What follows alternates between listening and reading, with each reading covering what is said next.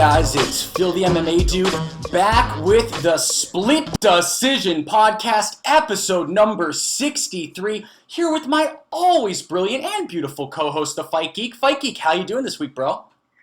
Doing excellent, man. 2 weeks in a row, starting to feel a little more normal. Happy that we have fights this week. How are you? Doing very well. Oh, and we have many fights this week. As most people know, we've got UFC 249 this coming Saturday. Then we've got UFC Jacksonville Part 1 that coming Wednesday. And then the next Saturday, UFC Jacksonville Part 2. But here's Is that the official listing, Part 1 and Part 2, or were you just I made it up. I completely made that up. But I know that the first one's being referred to as UFC Jacksonville. Okay, cool. Yep. Okay, so here's what's on tap today, folks. First, we've got my opening question for Fight Geek. This is a great one that comes from a listener, a very special listener question. It's just too good to pass up for the opening question.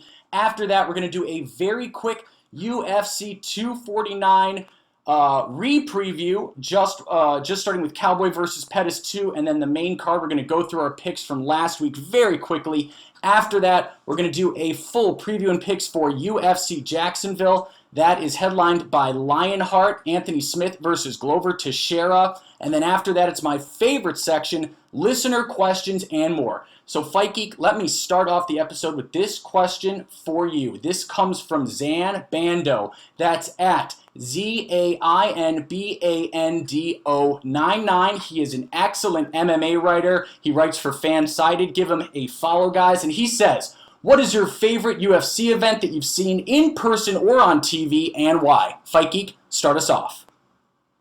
No brainer for me. Well, wait a second. Is it what have you seen live or what have you seen on TV? Which one was it? Well, it can be either. But for purposes, maybe we say either. The best card I've ever seen live was UFC Glendale, and that was Poirier versus Gaethje. I've mentioned it a handful of times. Saw that fight live. One. I think that was 2017 Fight of the Year. Was unbelievable to be there live. Will be a lifetime fan of both guys. And then, a fight that I saw on TV, Silva Bisping comes to mind. That fight was pretty crazy. Okay. I like those. So what I'm going to go with is, so I've been to 3 UFC events live. UFC 214, Jones versus Cormier 2. Rip Cormier's chances there. UFC 225, Whitaker Romero 2 in Chicago. And then UFC 238, Cejudo versus Marlon Moraes. All 3 were amazing, but I've got to go with UFC 225, Whitaker versus Romero 2. Probably no surprise to most people. Guys, that atmosphere was insane. They almost blew the roof off of the United Center. It was so loud. So that's a good one. That's what I got to go with. In terms of what I saw on TV, this is a little bit of an unpopular opinion, but I'm sorry, I got to go UFC 202, McGregor versus Diaz 2. I was in a little bar in Seattle about to break up with my girlfriend who was driving me crazy at the time, and I needed a break, and boy did I get it with one of the best fights I've ever seen. Sorry, it's one of the best fights I've ever seen. It was fantastic. UFC 202, McGregor Diaz 2. And that fight in real time, as you were watching it unfold, was incredibly dramatic. And one of those fights that was 10 times better seeing it live in person than it was watching it on, UFC Unleashed after the fact. Very well said, Fight Geek. I totally agree with that. Very well said. Okay, so let's move on very quickly to our second UFC 249 preview and picks. Now, we've already made our preview and picks. No changing our minds, Fight Geek, but I just wanted to go through them for everyone. We'll start with the main event of the prelims, and then we'll work our way up. Cowboy versus Pettis 2. I've got Pettis winning that one, and I believe you've got Pettis as well. Last week you were a little undecided and then eventually went with Pettis. Is that right? I'll speak for myself, Phil. Yes, it is correct. I'm taking Pettis in this one in a fight that's razor close, but yeah. How do you got him winning? Pettis via second round TKO. Okay. I'm going to go third round TKO there, but I like that. Okay, so moving on to the main card. The first fight on the main card, Yorgan De Castro versus Greg Hardy. Fight Geek, start us off. Who you got?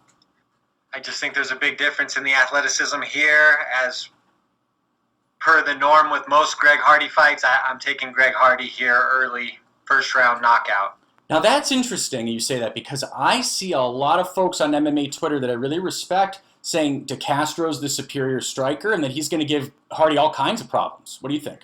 I mean, definitely has a technique advantage, I would say, but when you're looking at the type of athletes there, I don't think they're in the same realm. I think Hardy has enough athleticism to get himself through a fight like that right now.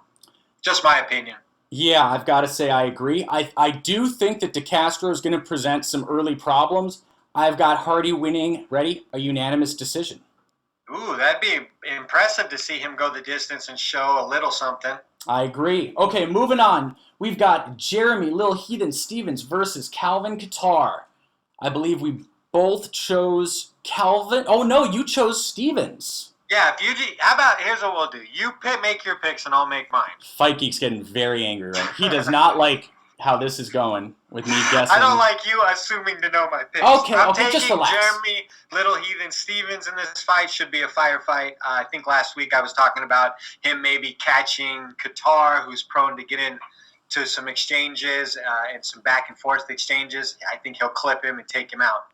All right, and I've got Calvin Kattar, and I think he's going to get through this one, and I think he's going to get a unanimous decision, a well-fought one. So moving on, Francis Ngannou versus Jairzinho Rozenstruik. Fight Geek, why don't you start us off again? Look at me, I'm being such a gentleman here. I'm saying Fight Geek, start us off. I appreciate that. Well, just as last week, I'm going to say it again. I think Francis is the better fighter, the more seasoned fighter. I think this is Francis 2.0. You've seen kind of an evolution of Francis mentally. I don't think we've seen a ton of evolution in his fighting style, but I think we've seen a more confident, a more measured fighter since the Stipe loss. Definitely taking him by a first-round knockout here. As am I. Saw a lot of people pushing back on this, a lot of people taking Jairzinho. I don't see it. I don't get it, guys. He almost lost to Alistair Overeem over 5 rounds. I know that he made it 5. I know he got that miracle stoppage at the tail end, but Ngannou is a different beast, and I've got Ngannou inside one as well. Okay, moving on to the bantamweight title fight between Henry Cejudo and Dominic Cruz. Fight Geek, who you got? As much as it pains me to say it, I've got Henry Cejudo. Man, and how it gets done, this fight could go a million different ways. But I'm going to take Henry Cejudo by split decision. Ooh, and I believe you said 3rd round stoppage last week. Yeah, that was without much thought into it and without kind of, I did a little more research on Cruz and kind of feel a little more comfortable with where he's at. But with that said, I still just think Henry's the prime fighter. He's the pound-for-pound fighter right now. It's just a little bit of a tall task for Cruz at this point. Yeah, absolutely. I am taking Henry Cejudo. I'm going to keep with my pick from last week that Cejudo gets it. I think this is my pick from last week. This will be quite embarrassing very quickly, but that's okay. I believe that my pick was Cejudo by 2nd round stoppage. I am going to stick with that. Guys, I know how unpopular that pick is. I mean, I certainly like Dominic Cruz a lot more. I know how well Dominic Cruz has moved in the past, but I'm just not convinced he's going to be able to stay away from the clinch with Henry, and we saw how much damage Henry does in the clinch when he fought Marlon Moraes. So I got Cejudo. Yeah, for sure. And that Moraes fight, I mean, they've about 100 times on ESPN on the build-up, but I cannot say enough how much mettle Henry showed in that fight. Not only does he have some superior skills, but he has a championship medal too. It's going to be hard to get Henry Cejudo out of there. Absolutely. And really quickly, one last time, the main event, Justin Gaethje versus Tony Ferguson. Fight Geek, who you got? Well, I picked Gaethje by You did. TKO last week. You did. So I got to stick with it, even though Good God man. only knows what's going to happen. I think that Tony gets hit a lot. Gaethje is hitting hard, very hard hitter, and I just think he'll catch him. I think percentages are due for El Kukui. All right, and what round you got that happening? Trying to pin me down, huh? Oh, yeah. Let's say 2nd round TKO. That's fair. I think I said last week that, in my opinion, Justin has 1 round to get this done, or it's Ferguson's fight. And I'm willing to amend that a little bit. and push it all the way to the 8-minute mark to 9-minute mark of round 2. But if Justin's got 8 to 9 minutes to get this fight done, if he doesn't put Ferguson away in those first 8 to 9 minutes, I really like Tony's chances. I think it's a very, very tough fight for Tony. The toughest behind Khabib for sure. I mean, I think it's probably even worse than a McGregor matchup, and I might get some heat for that. But I think at the end of the day, Tony's going to find a way through, and I do think he is going to submit Justin Gaethje in the 4th round. I can't wait to watch it, man. Either way, it's going to be great. There's no losers in that fight. I love both guys. Absolutely agree. Okay, so are we now ready to move on to our picks for UFC Jacksonville? That's happening on Wednesday, May 13th. The headline is Anthony Lionheart Smith versus Glover Teixeira. And are we ready to do it? Let's go. Let's go. Okay, so we're gonna start at the bottom of the card, folks. This is gonna be a quick change for the show from now on. We're gonna start at the bottom of cards, work our way up to the top, make it a little more fun and dramatic. So real quickly, we have got Gabriel Benitez versus Omar Morales for the first fight. Personally, I've got Gabriel Benitez. Who you got? Definitely taking Omar Morales in this one. Been a big fan of his so far. Violent, athletic, strong guy.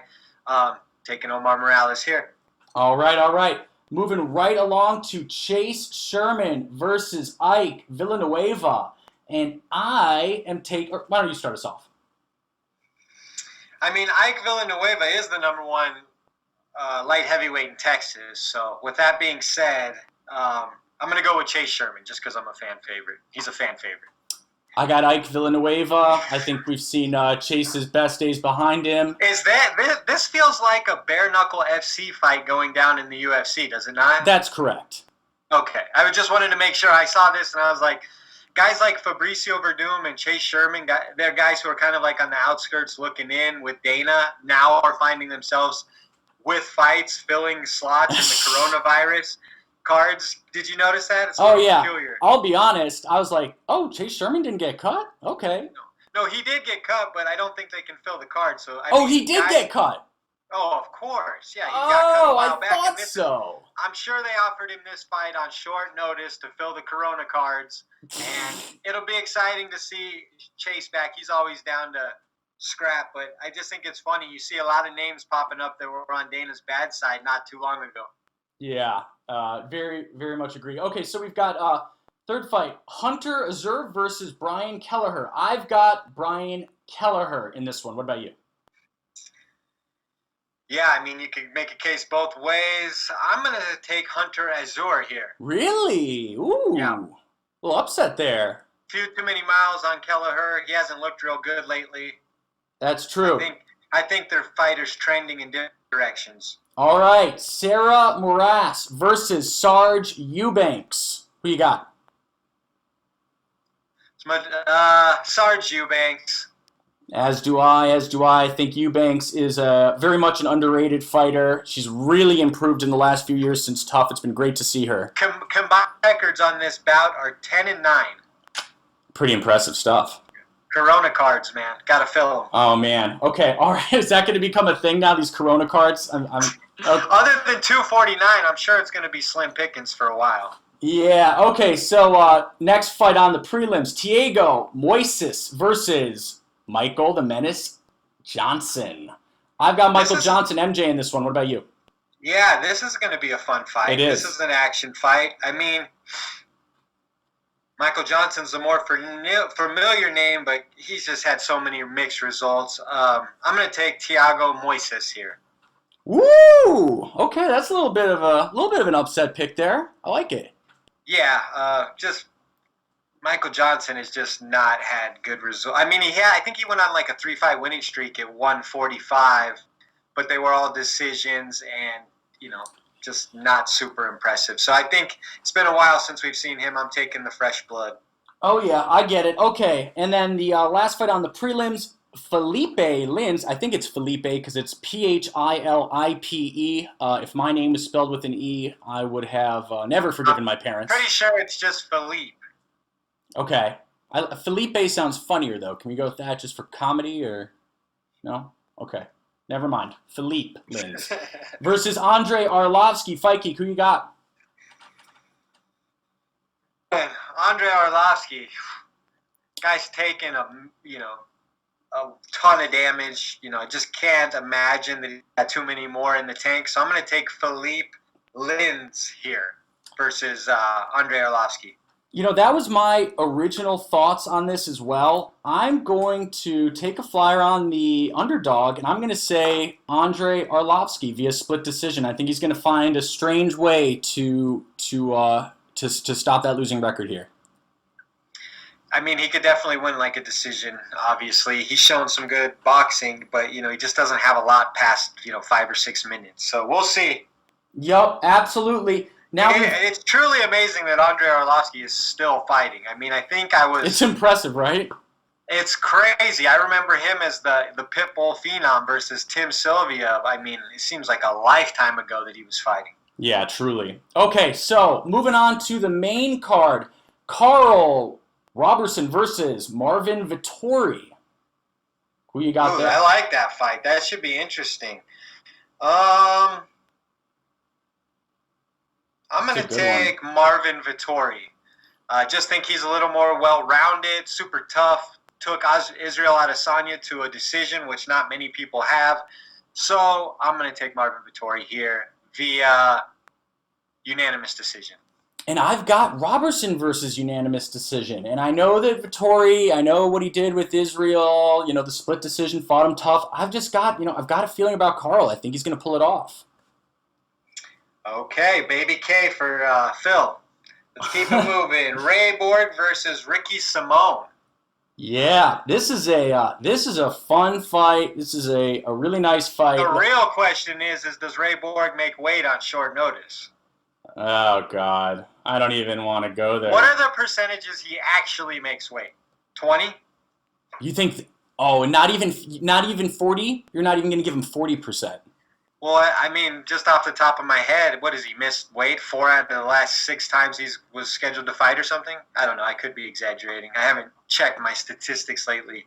But I know that he struggled mightily with cutting weight. He missed weight in his last fight, and this was on a relatively short notice, so that's always going to be an issue with Ray Borg. But let me ask you this. Does Ray Borg get cut if he loses this fight? Probably not, because these are the Corona cards and Dana needs to fill them. So I'm sure the guys that are hopping in these slots on short notice in these kind of strange times are going to be rewarded. So I doubt that win or lose or even missing weight that he's cut this time. What is this, the Corona cards? It sounds like a young adult novel. What is this thing? That's what I'm calling this succession of cards over the next 10 days. Okay. All right. Fair enough. So who you got, though? Who you got winning this thing, regardless of weight cut? I mean, I think Ray Borg's the better fighter. But with that said, I think he's going to miss weight, and I think that Ricky Simone's going to beat him. Yep. It sounds like we have the exact same prediction. My prediction being that Ray Borg misses weight, fights an extremely tight, close decision, and then gets screwed over, perhaps rightfully, because he missed weight. I could see that scenario going down. And I'm a Ray Borg fan. I like Ray Borg's fight style. I just think it's crazy the allowance he's gotten when it comes to like missing weight and stuff like that. Yeah, absolutely. Okay, so moving on. We've got Drew Dober. I love this fight. Drew Dober versus Alexander the Great Hernandez. I love this one. Oh, man, I got so many thoughts. Many thoughts. It's a great fight. They're very similar to each other. I think they're very similar fighters, but Drew Dober is the more mature version of that fighter, so I think he probably has the edge. But with that being said, I'm going to actually take Anthony Hernandez to bounce back big here and announce himself as still one of the top prospects in that division. Whoa, Alexander Hernandez. Yes, excuse me, sorry. Okay, fair enough. Because there is an Anthony Hernandez. Yeah, no, I know. That's why I wanted to clarify. Okay, so... I like them both, but I'm picking... Alexander Hernandez. Okay. Alexander the Great Hernandez, yes. I really hope you're wrong, because Alexander Hernandez, in my opinion, is one of the biggest tools in the Ultimate Fighting Championship by a mile. But those are your personal feelings. I understand. That has No, nothing you to do can't with his choose based skill on... set. Oh, trust me, I understand. The other thing I remember about Alexander Hernandez is he had the fight after he got humiliated by Cowboy. Just make and your he pick already. looked We don't need so bad. Anyways, I can't wait for Drew Dober to beat the shit out of him. I can't wait. I cannot wait. And this Drew is all I have to Dober say. has looked amazing lately. Make sure He the really looked. Make sure the ref knows the fight ends when Drew tells him it's done, and not before. Drew will decide when that fight's over. Don't interfere.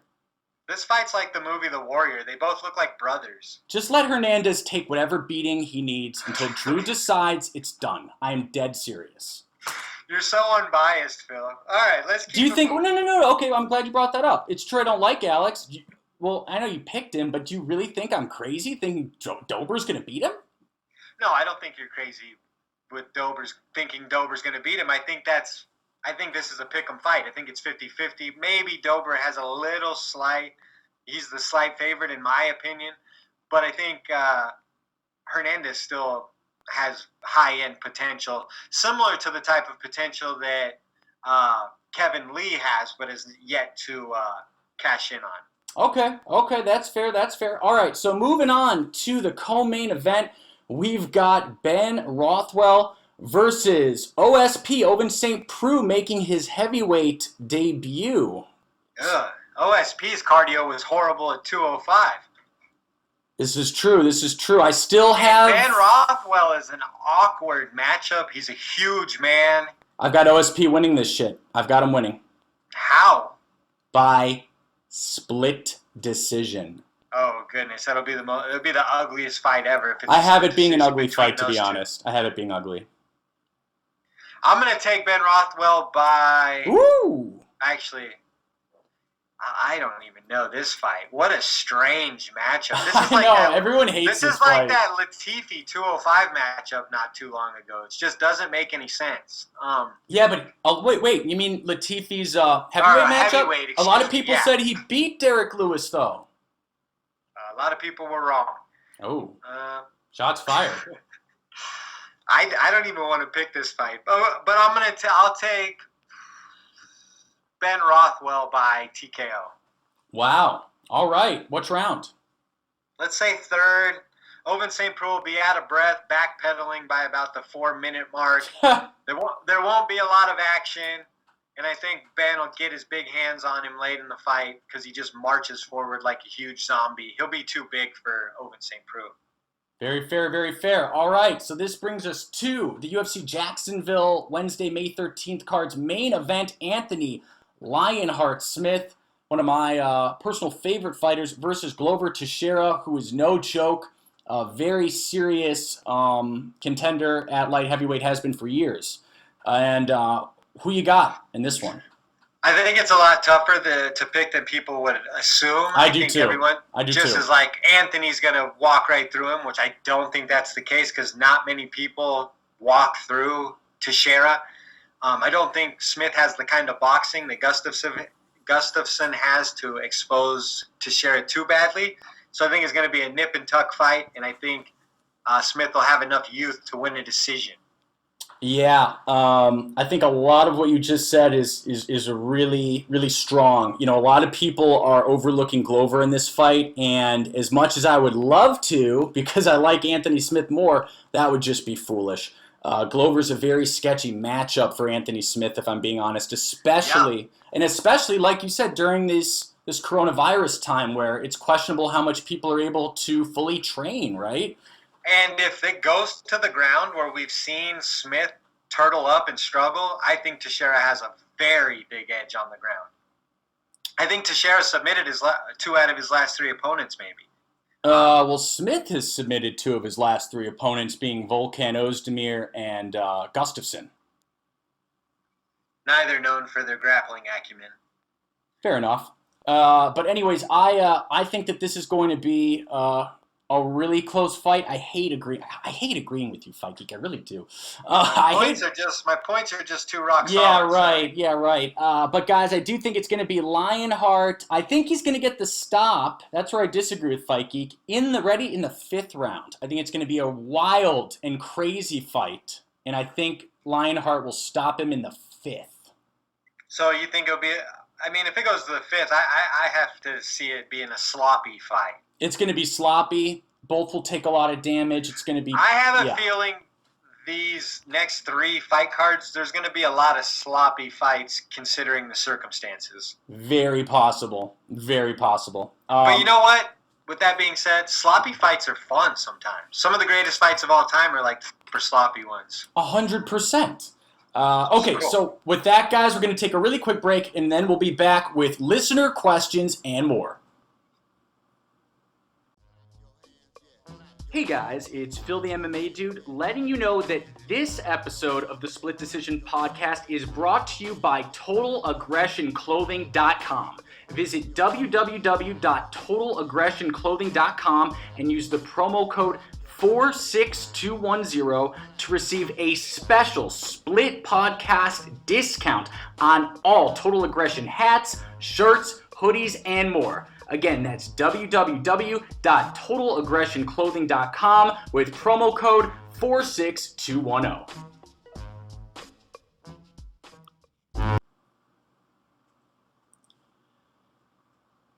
Hey guys, it's Phil the MMA Dude back with the Split Decision Podcast, episode number 63, here with my always brilliant co-host, the Fight Geek, and it is now time for my favorite section of all, listener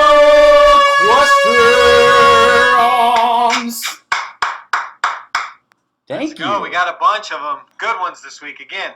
Yeah, honestly, guys, you've been bringing the fire with the listener questions lately. We really appreciate it. I mean, it makes the show so much more fun. And I'm going to start off with one I got via DM from my boy, Matt Gill. So you don't know about this one, Fight Geek. It's a secret listener question. This is at Matt_Gill12.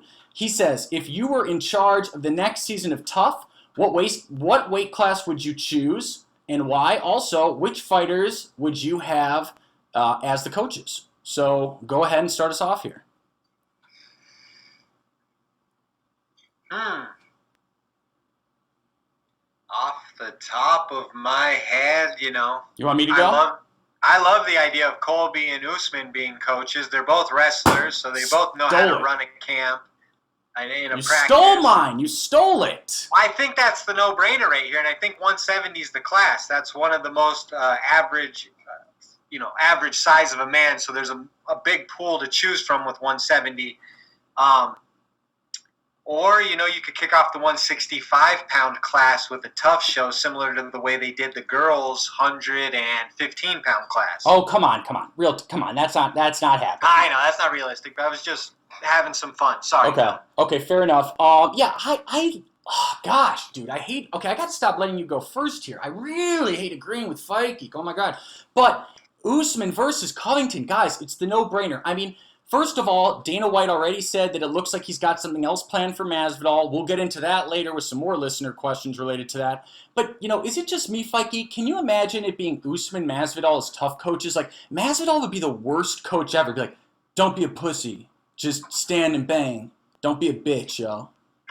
Yeah, I don't think that wouldn't be as compelling as Colby versus Usman for sure. But if you don't like that one, we could find something else. How about Darren Till and Israel Adesanya? Yeah, the problem there is Costa is next. That's the issue. That is the issue. So what's your other second choice? How about Max Holloway and Volkanovski? Ooh, I don't dislike that. That could be fun. Max is fun on camera. Volkanovski's kind of a jolly, happy-go-lucky guy. Could be a good place for him to make some fans. Yep, I don't dislike that. And then when Dana White was pressed for comment on this a few days ago, I believe he mentioned Colby Usman, Usman Masvidal, and then among a bunch of others. And then I believe he also mentioned as a possibility the Tony Justin winner and Khabib. How do you feel about that one? I mean, it's not doing it for you, right? I'm sure I'll get a lot of hate, but Khabib is just not that compelling to me as a coach or a personality. As a fighter, he's very compelling, but... Careful. MMA Twitter does not take kindly to Khabib insults of any kind. I just don't know how interested I'd be in seeing him in a AKA coach on Tough. I think we've seen that. It's been covered many times. Just not sure how interesting it'd be. Yeah, I agree. Tony Ferguson, on the other hand, leading a team and coaching with his techniques is very interesting. They'd all get injured. They'll get injured before their fights, doing these crazy things. Yeah. They'll be kicking metal poles out in the parking lot, and somersaulting off of tires. It'll be amazing. I could just see Tony saying, "Listen, you don't leave until you've hit that metal pole with your leg 600 times." Champ shit only. Oh my God! He was like, "Oh, coach, I can't walk. I can't walk." Okay. I think we answered the question. Let's keep it moving. We got a bunch of these. All right. You got any lined up? Sure. I got one from A Reusable Shoe. Show regular. OG Original Gangsta Reusable Shoe. What up? He says, what fight announced recently has piqued your interest the most? For me, it's got to be Woodley versus Burns. I'll let you take this one first. Yeah, Woodley Burns is a fascinating fight. Is that official? Fascinating. Is that official, though? It sounds very close. I mean, it's been being volleyed back and forth between the two guys for like 3 or 4 weeks now, hasn't it? I believe so, and that's being targeted as that final 4th card in May, right? Yeah, that's to be the headliner for the 4th card in May. I'm very interested in it. I would love to see that fight. But I'm not sure it's official. But yeah, that's a great one for sure. Another one that I would mention that's, as long as we're including non-official fights, is Whitaker-Till, right? Whitaker-Till sounds amazing to me, so that's my choice. Yeah, Whitaker-Till's interesting. Yeah, we'll go with those. Okay, all right. Now, this question is from Man of Mayhem. That's at Fabian GIB, that's at FABIANGIB. He said, if Phil's house was on fire and Stipe showed up to put it out, would he tell him to go away and fight DC instead? Yes, he would. No, I would not. I'm very glad that Man of Mayhem brought this up. So if no one knows what Man of Mayhem's referring to, it's earlier today, Brett Okamoto released an interview with Stipe from yesterday, where Stipe, inferred that, he was fighting is not on the mind, that fighting will, quote unquote, always be there, that he is holed up with his family. Some fans of Stipe's have shown me that he has been in the firehouse via Instagram. He didn't mention being in the firehouse to Brett, but he clearly has been, as people have shown me on Instagram. Dana White has since come out today and said that there will be a heavyweight title fight by August, not an interim title fight. When pressed and asked if that meant that Stipe was getting stripped if he wasn't ready, Dana White responded with possibly. So what do you make of this? I personally would hate to see Stipe stripped, but I do think he has to, as the heavyweight champ, he's got to defend the belt. And he's healthy, and I think he has to fight by August, and I really hope he doesn't get stripped. Dana seems ready to do it. You said it, man. No, what do you think? I don't know. I forgot the question with your, thought I was watching UFC tonight. Thanks. Stipe, should he get stripped if he can't fight by August? No, he should not be stripped if he can't fight by August. The extenuating circumstances. He's healthy, keep in mind. Yeah, but even if he's healthy at this point, champions like Amanda Nunes and Stipe Miocic... Amanda fights early June. She fights in the beginning of June, by the way, to defend her belt. This is true, but that all happened like in the exact same time frame. So I am with Stipe here. I don't think he's saying he won't fight. I just don't think he's going to take a short notice fight. Yeah, I mean, who's talking about short notice, right? August is 4 months away from now. Nobody knows what the context is. He's saying... Will you take a fight, what were they saying, soon, in the near future? He's basically saying as long as this situation is hectic and crazy, he's just going to sit on the outskirts and let it settle a little bit, which I think is reasonable. I don't think he said he would not fight 100% in August, did he? No, he did not. He absolutely Okay. did not. So again, a Yeah. lot of hypotheticals there. I think we just let some time pass and see what happens. I'm sure that Stipe will defend his belt, and no, I don't think there should be any interim. So I don't know what that conversation was about. Really quickly, I know I'm just saying, oh, on this show, on this show, on this show, but on Ariel, on Helwani in DC on Monday, DC said that Stipe is absolutely ducking him, trying to wait for him to retire so that he can return. He is scared to fight DC a third time, knowing that he barely beat him the second time. What do you think of those comments? I think that's preposterous. DC got stopped handily the second time. All right, very fair. Fair enough. Okay, so moving on. And Man of Mayhem, just to be clear, I have two first responders in my family. My sister is in the ICU in New York, and a cousin is a cop. So I love all first responders, seriously, especially during this time. And God bless them. And hopefully Stipe is not stripped. Okay. Smokey JMMA. This question is from my man, Smokey JMMA. Guys, give him a follow. He has got amazing pictures. He says, historically, Cruz is a savage after a period of inactivity in the cage.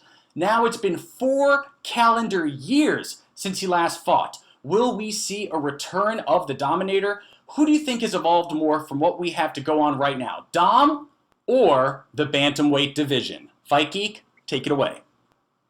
Wow, what a question. Great question, especially the second part of that question. No, I don't think Dom has evolved with the rest of the class, with the guys like, I'm trying to think about, the Yawns and Sterlings. The Sandhagens. Well, I don't think Sterling's, presents a style that would really give Cruz problems. Honestly, he's a pretty basic stylistic fighter. He doesn't have a lot of versatility in his striking, and he's a wrestling-based guy.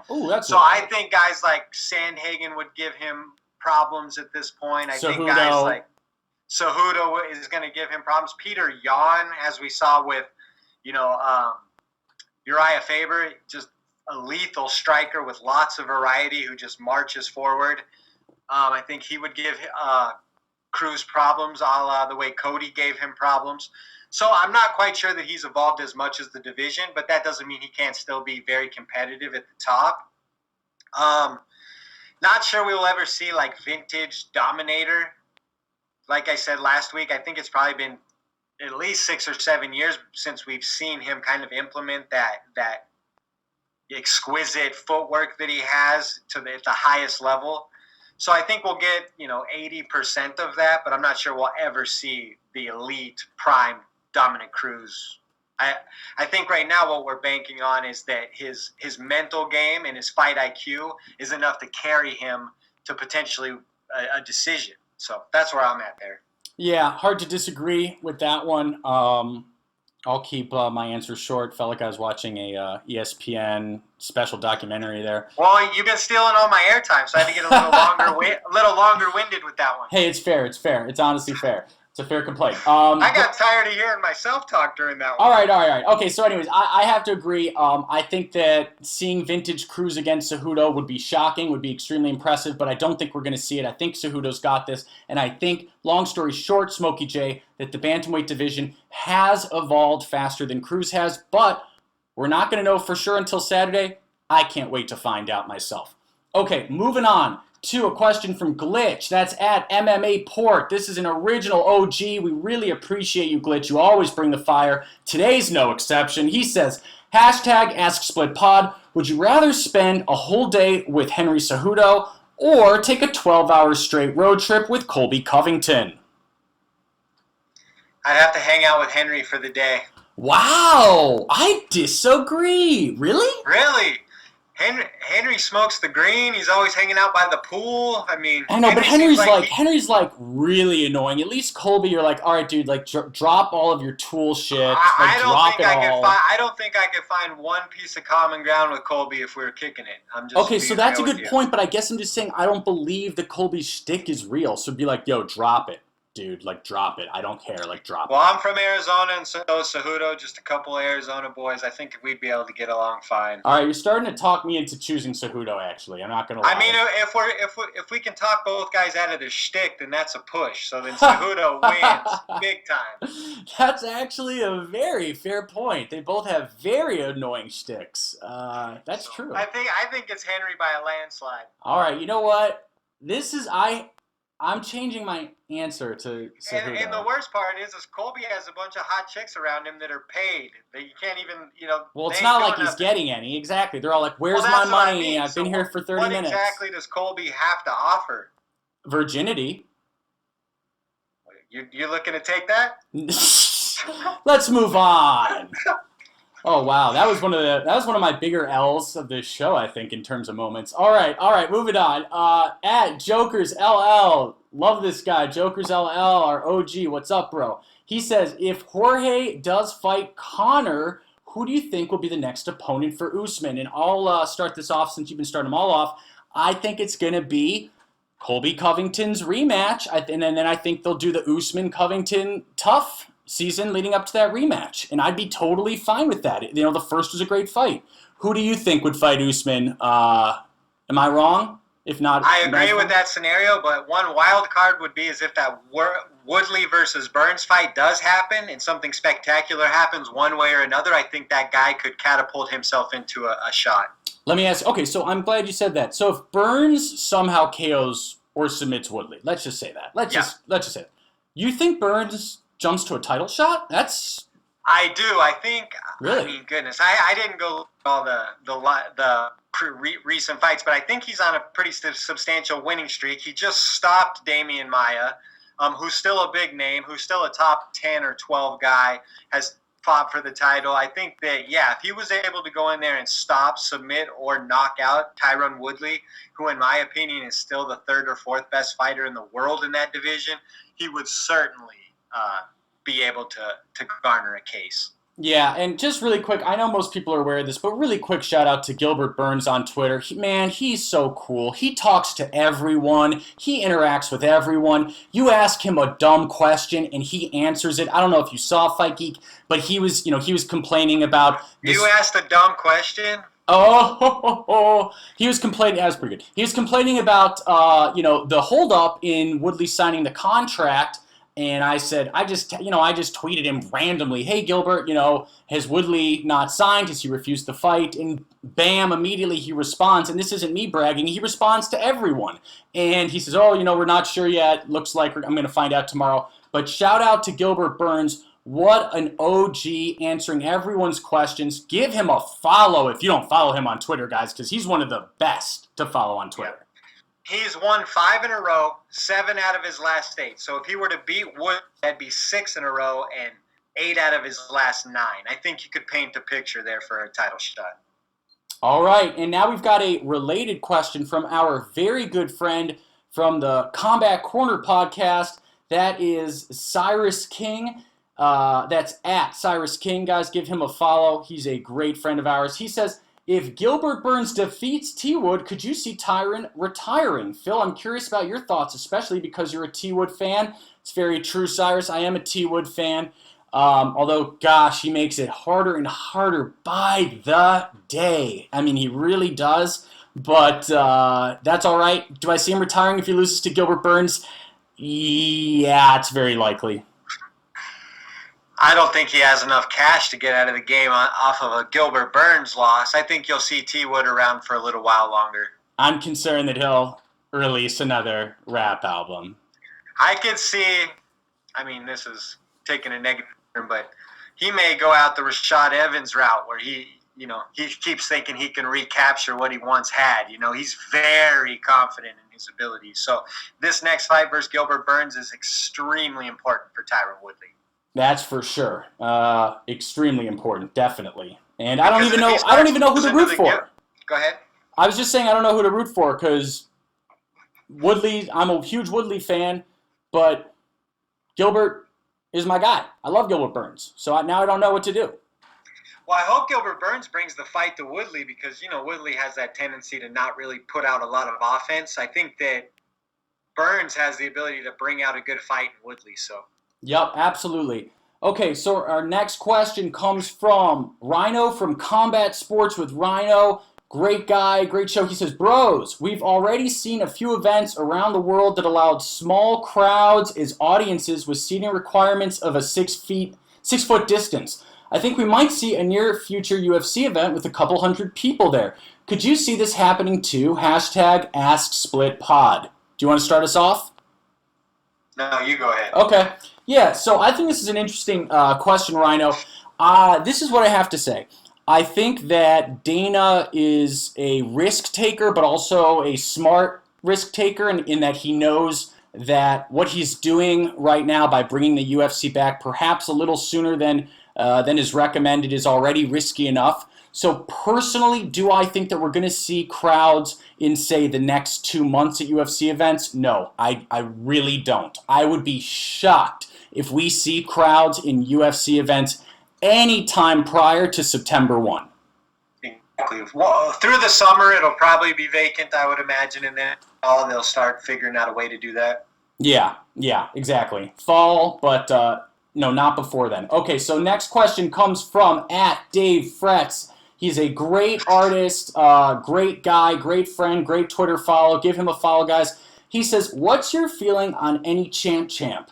Should this be allowed so long as they actively defend, or is that even possible? Feels a bit like it's clouding divisions in my opinion, so I'm curious to hear you guys discuss it. Cheers. Hashtag AskSplitPod. Yeah, I mean, I think this has been kind of the age-old question since the Conor McGregor era started. You know, is the champ thing a good thing? I personally do not like the champ era. I do think it holds up divisions. I do think it clogs divisions and matchups. Is it good for the individuals who are afforded those opportunities? 100%. But is it good for the rest of the division? Absolutely not. Yeah, so for the most part, I agree with you, but there's two exceptions that need to be made. Daniel Cormier and Amanda Nunes. They were both excellent champs, and I had no problem with them being champs. Why? Because they were willing to defend and stay active no matter what. Need I remind everyone, Daniel Cormier not only won the heavyweight belt, but defended both the light heavyweight and the heavyweight belt as well inside a calendar year in 2018. Amanda Nunes. Two of the weakest defenses ever, by the way. Derek Lewis was his heavyweight title defense. Volkan Ozdemir, who keeps winning and is, in my opinion, going to only his rep is going to improve as time goes on. Ozdemir like he's a Hall of Famer just because it boosts that DC. Who said he was a Hall of Famer? Belt. I said that he was active and defended both belts and won one inside a calendar year. Is that not good enough for you? No, it really isn't. You must be a Jones fan. You must not like challenge.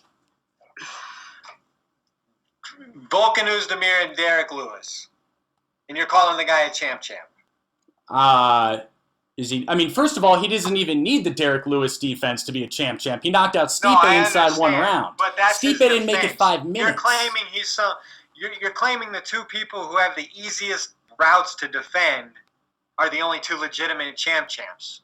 Amanda Nunes, I mean, she doesn't even have one challenger. It's not impressive that she's a champ. That's not her fault. She wanted to fight JDR at 145. People get this confused. JDR said, no, hell no. That's what she said. Okay. I'm just saying. Right, anyway, sorry to sabotage your question. So you think that DC and Amanda are deserving champs? Okay. Do you not understand? You don't understand my thinking on that at all? You're saying I'm crazy. No, I do. It's because they stayed active, man. That's why. It's not random. No, I understand. It's just not overly legitimate, in my opinion, just because of the activity. I mean, Henry won the Marlon fight and immediately was like, yo, I am out. Peace out for the year. Well, at least, I mean, Marlon Moraes on a pound-for-pound scale is a 100 times more difficult opponent than a Derek Lewis, is he not? Dude, you know what happened with UFC 230. You don't have to put that on DC. What? He saved the card. Dude, that was going to be Valentina Shevchenko versus Sarjunas. It's not like he had some amazing run as the champ. He defended it once versus Derek Lewis, which most people will never even remember. My only point was that he kept active. He didn't bottle up the divisions. That was my point. Okay, well that's somewhat of a fair Okay. point. But again, Derek Lewis wasn't even deserving at that point. I believe that was a short notice fight where he just took it to save the card and be a company man. He was the number 1 contender at the time, or the number 2 behind Stipe, one of those two. He certainly wasn't the number 1. He was number 2. He probably was. Yeah, based on a fight that he had with Francis where nobody threw a punt. Okay, all right. Anyways, sorry. Anyways. All right, we're so sidetracked. Keep it moving. Sorry, guys. This is from Vic DeDick at Victorious1612. He says, everyone keeps saying that DC or Chael should become the next UFC president, but I think the most obvious choice for that would be Dominic Cruz. He has the mind. He was a champ. He has the courage and the decisiveness to do a great job. What do you guys think? #AskSplitPod. Yeah, I don't really see Dom in that role, honestly. Why not? He's a little too analytical to be a promoter. I think a promoter needs to be a little more smooth around the edges, a little more glass half full. I think Dom's a little too much of a realist. Not sure that he could hype up fights. I don't know. Just my initial thought with Dom Cruz. Yeah, no, I've got to agree with you in terms of him being a little too analytical. What about someone? Let's just go way left field. What about someone? Yeah, I'm really curious to hear this one. Well, I was going to say The Rock, because he has a background in WWE. The Rock? Familiar with promotion. The Rock? Yeah. You trying to get us to lose all our listeners? You're recommending The Rock to lead the UFC? Guys, I am so sorry. I apologize. I am so sorry for this. Oh, I gotta edit that one out. No, you better not. Oh, you better not. You're keeping this. Guys, Fight Geek says The Rock should lead the UFC. No, I don't say The Rock. I'm coming up with No, don't edit it. You can't edit it. I'm trying to make it difficult. You can't edit it. La la la la. Don't edit it. All right, Mr. Know-It-All. Who would you say? Yeah, no, I would pick between Daniel Cormier and Chael. Oh, Daniel Cormier. Every segment, you can't go 30 words without saying Daniel's name. Okay. I'm answering Vic's question where he mentioned DC and Chael. Well, actually, we can just skip the questions next week because the answer to every single one is Daniel Cormier. Too bad my answer is Chael. My honest answer is Chael Sonnen. He's got, and by the way, the biggest reason... I think Chael has been sued for his business practices in the past. He probably isn't the best choice. Then he's probably perfect to take over from Dana. Is that a joke? Oh, he's been sued? Perfect! Dana will love him. And no, on a really quick serious note, the other thing about Chael, he's got that keep the show moving no matter what attitude. And again, I'm not getting... Chael, I'm not getting into politics of whether or not it's a good or bad idea with the coronavirus, guys. I'm not a doctor, and this isn't CNN or a Fox News, okay? What does that have to do with Dana and Chael? Because it always gets political with coronavirus, but I'm saying that Chael's putting on submission underground events weekend after weekend right now, and it's that kind of attitude that Dana has towards UFC. No? Sure. So I think, I mean, you know, in my opinion, I think Chael would be the best choice. I don't think Chael would be the best choice. But I know, you prefer The Rock. This is a tough question because there's so much that goes in. So why is The Rock more qualified? No, I obviously was just messing Is it just around. Because of Scorpion King? Because that movie wasn't that good. No, it was because he was the man who Scorpion King wasn't that good of a film. I know you love it, but he is the man who decided who the BMF would be. Is this because of We're losing all our listeners. Let's go. Is this because of the Tooth Fairy, where The Rock portrayed a Tooth Fairy? Because he did look good in a ballerina outfit, but I don't think that should make him, you know, the president. Are we circling back around to your virginity comments from a little while ago? All right. Let's move it on. Let's move it along. Okay, this is from our good friend, Dean R. That's at Dean Dog, DAWG3. Give him a follow, guys. He's the man. He says, are we going to get to see Masvidal versus McGregor? And if so, who you got? #AskSplitPod. And as you know, Fight Geek, Dana has been teasing this a little bit as taking place on Fight Island in the near future. Yes. I read the news too, Phil. You don't have to read it back to me for every question. I got it. I'm so sorry for trying to keep you informed. How dare I? Keep me in the loop. I got it. I don't think we're going to see Masvidal versus McGregor. I just don't. I think the fight's a little too dangerous, honoring what he's looking to accomplish right now. So I just don't think we're going to see that fight right away. That's just my personal opinion. Yeah, I do agree with you, but you didn't answer who you got if it happens. If it happens, a hypothetical fight that'll never happen, I got to pick a fight. Oh, that's ridiculous. It could happen. Why are you so sure? It could happen. Why are you so sure? It's not the kind of fight McGregor signs for. Oh, please. In that instance, I mean, I'm going to take Jorge Masvidal today, but who knows? And how's he going to win? Decision. Wow, okay. Yeah, I think it's a tough one. I think, man, I really hope it happens. I think that a lot of McGregor fans are actually counting their boy out a little bit after how well McGregor looked against Cowboy. Yes, I'm aware Cowboy's not a real welterweight, but Masvidal was a lightweight for a while too, and I think that would be a great one. I see Masvidal getting the TKO in the fourth round in a very hard fought fight. Yeah, that's what I see happening. But McGregor could surprise this guys. He really could.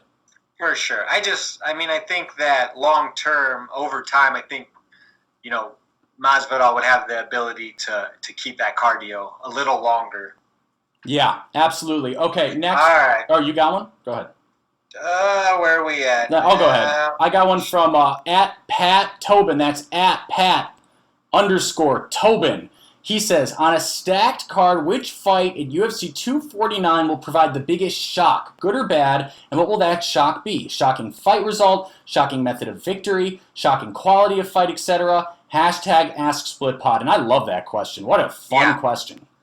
So, I mean, my main event pick of Justin Gaethje knocking out Tony Ferguson, I don't think that anything could be more shocking than that actually coming to fruition. So I'm going to go ahead and say that would be the most shocking thing that could happen to me, in my eyes.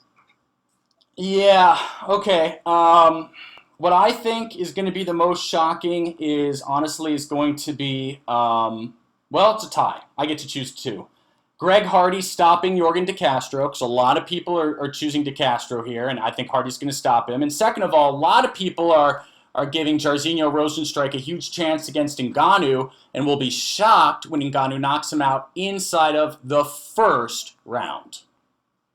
Okay, fair enough. Let's keep it moving. All right, this is from Mr. B. Mr. B! What's up, Mr. B? Shout out. It's been too long, Mr. B. Where you been, bro? This is at Mr. B 1986. He says, if UFC 249 goes well without any issues from COVID, do you think the other MMA organizations will follow suit and start holding events too? Also, I haven't asked, how y'all been holding up? Do think, actually they will follow suit. I don't think it'll be the next weekend, but, within 60 days after the UFC doing their event, I would imagine that most of the other promotions are doing events as well. And I'm hanging in, man. I'm hanging in. I'm ready to get back to normal life, though. Yes. Also hanging in, getting a little cabin fever, Mr. B. I think I've mentioned on this show that one thing that's become important to me is my daily runs on the golf course behind my house. Today, a few golfers gave me a piece of their mind, saying it was only for golfers, it was not for runners. And I was very quick to lose my temper and act like a complete psychopath, which I'm not proud of. But so it's just like MMA Twitter then? That's correct. Yes, it's just like me and MMA Twitter. I act like a psychopath. So. All right. That's enough from there. Okay, moving on. This is from MMA Assault 1. That's at MMA Assault 1. He says, you've both gone crazy and feel like putting $10,000 on a fighter to win from Saturday's card, but each with a different outcome. 1, KO, TKO. 2, technical decision. 3, submission. 4, majority decision. And the tough 1, 5, split decision. Who you choosing for each? And it's worth noting, MMA Assault said you each have to choose 5 fighters But I'm sorry, MMA Assault, this question is already the most confusing question we've probably ever received in the podcast history. So we're going to keep it to one fighter because this is just so complicated, even though it's very clever. Okay, so just name the method of finish. Okay, so you've got to pick a fighter with a 1 KO TKO, 2 technical decision, 3 submission, 4 majority decision, and 5 split decision. Yeah, so ask the first one. Which fighter is going to win? I don't know, man. I don't know. Which fighter will win from these?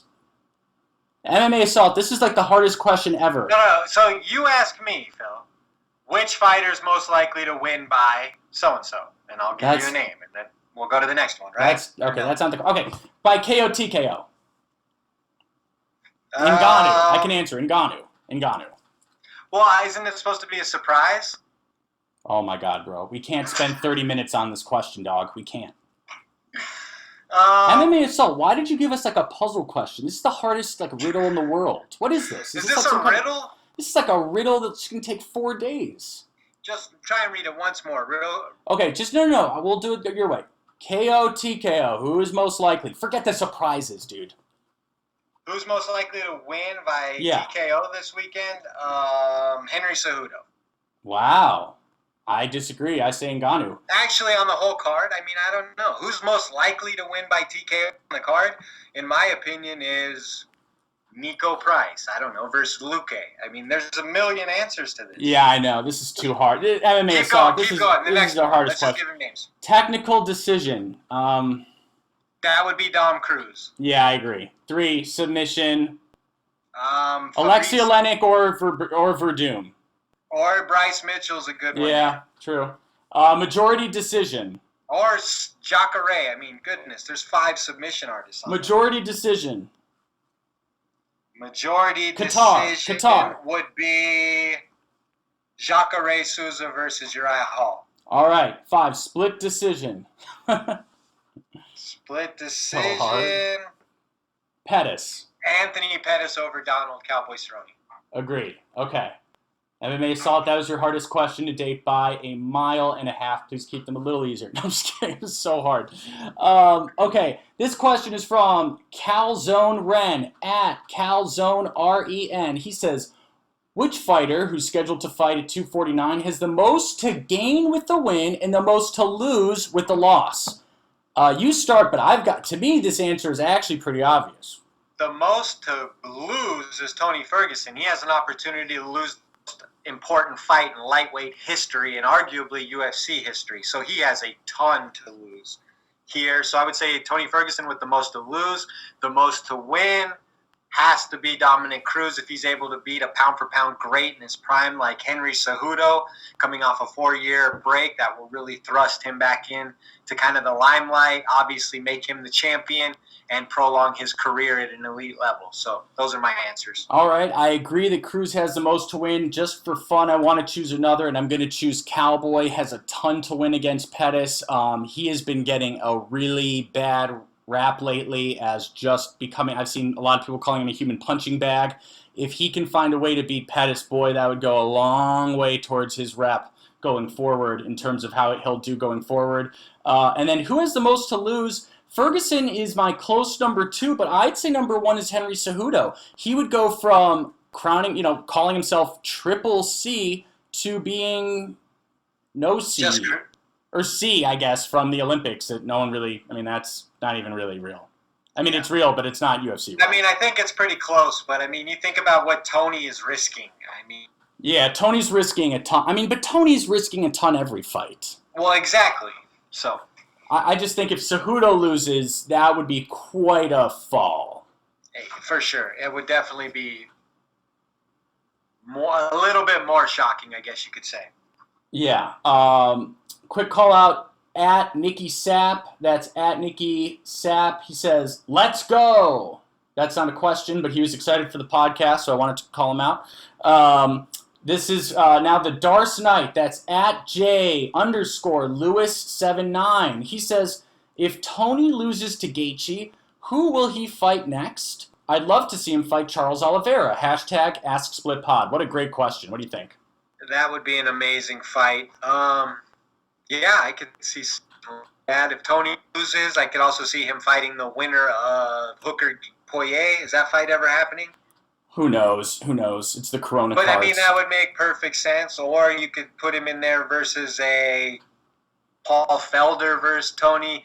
I think one thing with Tony Ferguson is he has a ton of fights, win, lose, or draw, if he wants them. Yeah. Oh, yeah, absolutely. Lots of interesting fights for Tony. Yeah. Tony's not going to be someone who runs out of matchups, who says, oh, well, the UFC just said there was nothing left for me. There were no and other. then, I mean, he's always talked about going to 172. Could you imagine, like, Wonder Boy versus El Kukui or, fights like that? I think those would be a lot of fun. Won the BMF title, did not defend it, did not fight the... Sorry, what are guys. you doing over there? I'm trying to play the voice questions. I'm trying to line them up easily. It's very difficult here. I'm being the sound engineer, the producer. It's a lot you put on my back here, Fight Geek. I'm feeling the weight. You're letting them all behind the curtain, Phil. All right, just relax. Okay, this question comes from Kairos MMA. Give him a follow, guys. Kairos is the man. He also has an amazing YouTube channel. Make sure to follow Kairos on his YouTube channel. Here's his question right now. Listen, guys, we know Jorge Masvidal is looking for the easiest possible fight since he's not fighting the champion anymore. He won the BMF title, did not defend it, did not fight the champion. When it was time to face him and be a BMF, he was just like, oh, I'm overweight. Oh, it's not enough money. I can't do it. So who's he going to fight now? Is he going to fight another 155er? Is he going to fight a 170 who probably shouldn't even be in the top 10? He's going to look for the easiest possible matchup he can possibly find. That's what I think. Who do you guys think he's going to fight? Fight Geek, what do you think? You want to... It sounds crazy, but Jorge Masvidal will fight Wonder Boy Thompson next. What? He's going to fight Wonder Boy next? Yeah, he, just kind of thinking about the landscape, if he really is looking for a fight that's very winnable for him, that fight would make a lot of sense because Wonder Boy has a very close decision win over him. So I could see Masvidal wanting to get that fight back, and then you could market it as the BMF versus the NMF. Right, the nicest mother. So there's a lot of marketing angles there, and there's a reason for me to want that fight back. I don't know if it's really going to happen, but I got tired of saying the same answers over and over, so I gave you something different. Okay, fair enough. My picks there, I think that Masvidal is either going to fight Usman, McGregor, or as the possible third choice, a rematch with Nate Diaz. Wonder Boy. All right. That is a very unique opinion, but hey, it could happen. All right, I got one here. I want to make sure we don't miss from Jacob Powers. Did we get this question yet? Did we not read that one? Okay, go ahead. It says, why did you make a big deal about Cejudo fighting Aldo with Aldo coming off of losses, even though he was active? But Cejudo fights Cruz, who hasn't fought in 4 years. No one bats an eye. # Ask Split Pod. Great question. Oh, you're right. We didn't answer this one. Good catch. I'm always right, Phil. Oh, yeah, not sure about that one. Why did ever, the answer is, Jacob, it's a great question, and the answer is this. Because Dominic Cruz has a very special place in many people's hearts, and in MMA Twitter, the rules don't apply to everyone. The rules apply to people differently, and I'm guilty of this too. I'm not saying I'm better than anyone. I'm guilty of this even when I try to fight it. Everyone's got biases. And Dominic Cruz is one of the most beloved fighters. He could literally not fight for 20 years and get a title shot. Everyone would love it. Love it. Well, that coupled with the fact that the current situation is so unpredictable, I think people are yearning for some live sports, some live fights. So I think the fact that Cruz is stepping up and we're getting a great fight kind of takes the place, of that entertainment value that we're looking for. So we're not really too overly concerned about the merits of how we got here. We just want the fights on Saturday, if that makes sense. Totally agree. And shout out to Jacob Powers. That's at Jacob Powers 2, one of our loyal OGs of the podcast. A great follow, guys. Make sure you give him a follow if you haven't already. And now we've got a question from Jake Minstrels. That's at Jake Irish MMA. Love this guy even when he is sassy as fuck to me, which is often. Gives me a lot of sass. That's okay. Here is Jake's question. Hey guys, it's Jake from the Generic MMA Podcast. My question for you this week is, if Justin Gaethje beats Tony Ferguson, which is entirely possible, even though I hope that it doesn't happen, is there still a viable way that we can see Khabib versus Tony in the future for the title or not? Is there just any scenario where that fight could happen? Keep up the good work. Thank you, Jake. Appreciate that. If Tony loses, is there any scenario where we get the Khabib fight? I'm not for sure. The title, he said. For the title. For the title, I don't think so, unfortunately, because I think you can tell the way Ali and Khabib's representatives kind of feel about Tony. They've been completely disrespectful of kind of giving him the matchup to begin with, even though it's been booked 5 times. They're very kind of dismissive of Tony.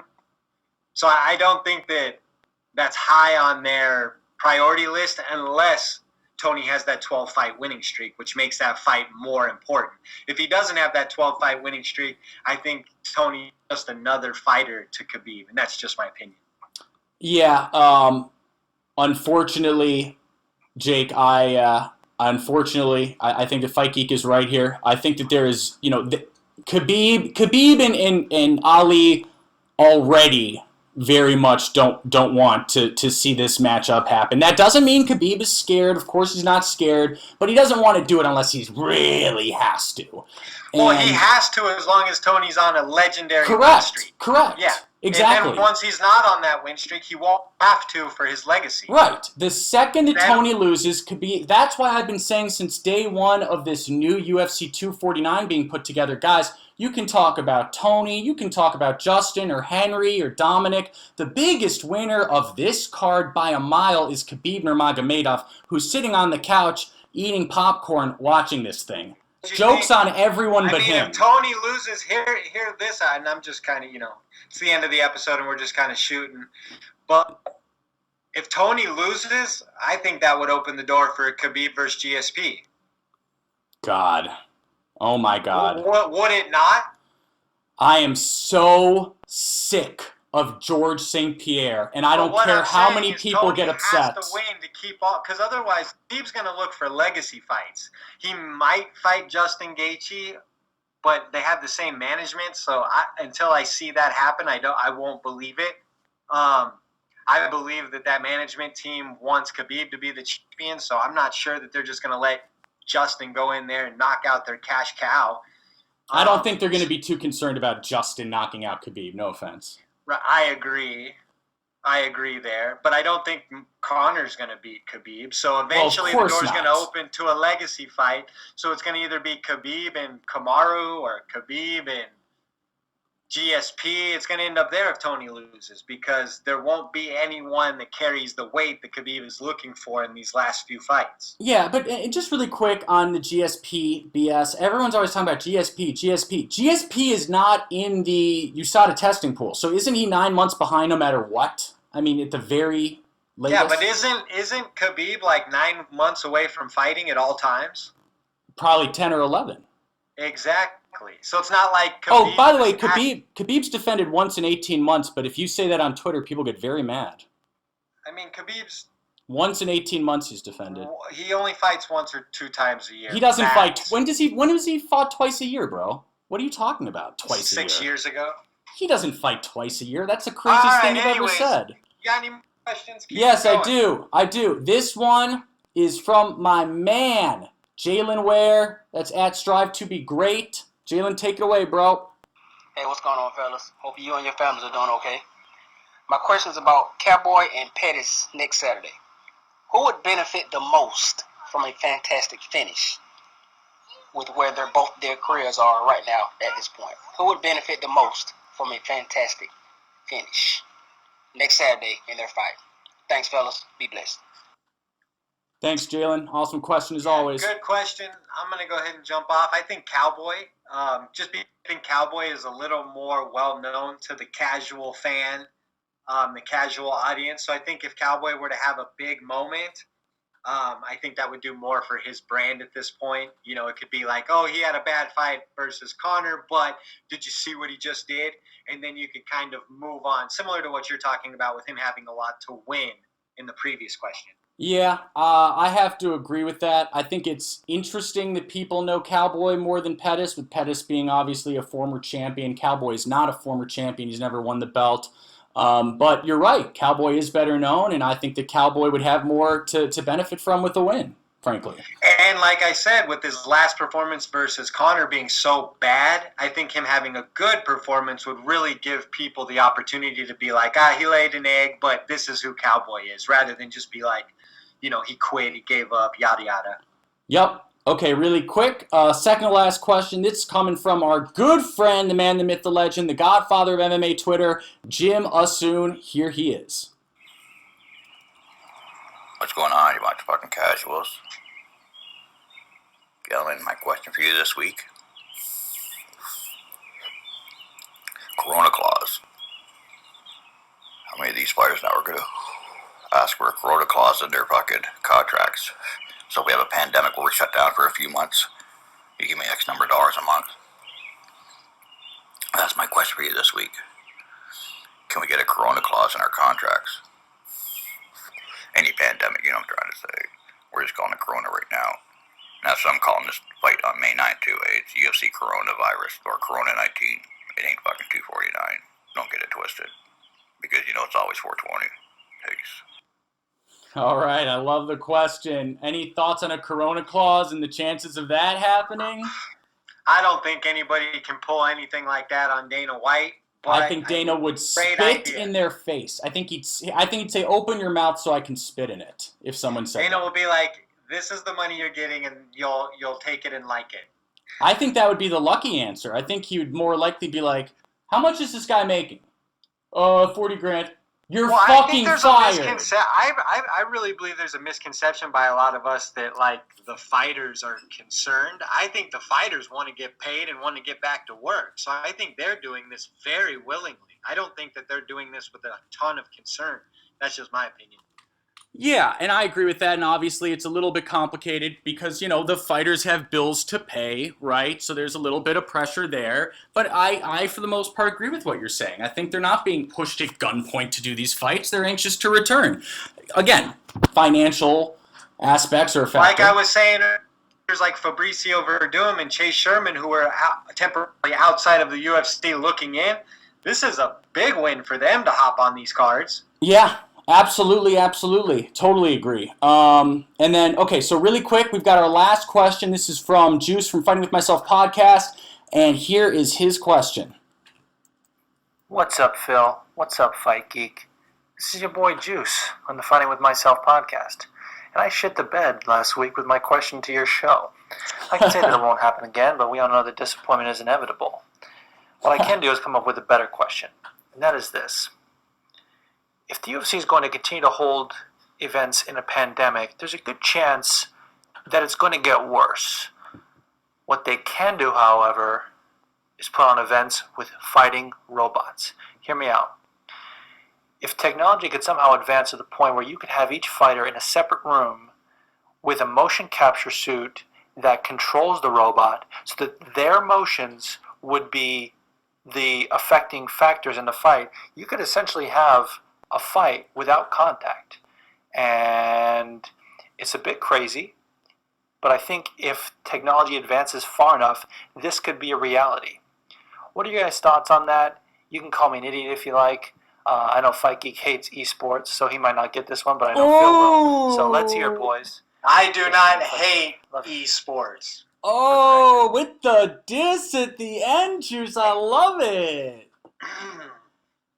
Fight Geek, yo, you just got served, bro. I think that Juice has been watching a few too many action movies in quarantine. Wait, but jokes aside, you mentioned movies. Wasn't there a movie that came out like 3 years ago about this? I honestly just thought about it. Absolutely, I'm actually trying it's like to it's like a little kids movie, and it's about these robots. I swear, bro. I swear I saw a trailer for this stupid movie.